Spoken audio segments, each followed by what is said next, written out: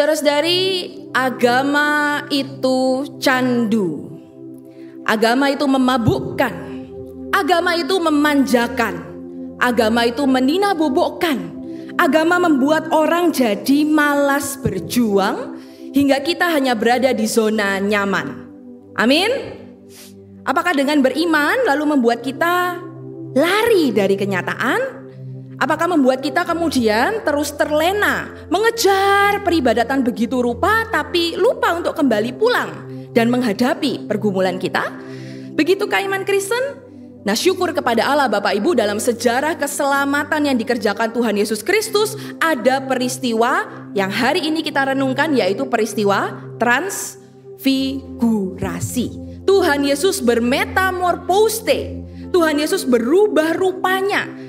Bahkan begitu menakjubkan sampai Injil lain, Matius mengatakan berubahnya itu menjadi begitu terang seperti matahari.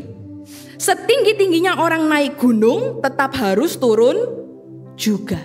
Setinggi-tingginya Anda mengalami pengalaman disentuh, dipeluk, direngkuh oleh kemuliaan Tuhan, pengalaman itu mestinya tidak berhenti hanya dinikmati dalam ruang-ruang peribadatan. Pengalaman itu mestinya ketika itu menyentuh Anda, itu akan mengubahkan Anda dan membuat Anda akan pulang dengan antusias dan menghadapi realita. Justru menguatkan dan memberdayakan. Tuhan tidak meninabobokan Bapak Ibu.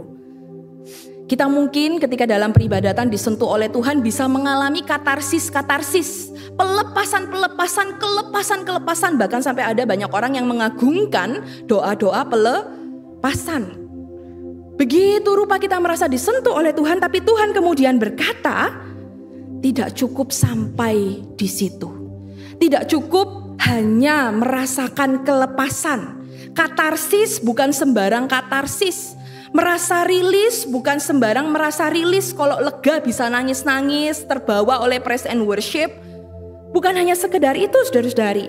Tapi turun gunung menghadapi salib itu, tetapi pikul salib bukan sembarang pikul salib. Dalam peristiwa transfigurasi dikatakan kalau turun gunungnya itu sambil dengarkanlah Dia.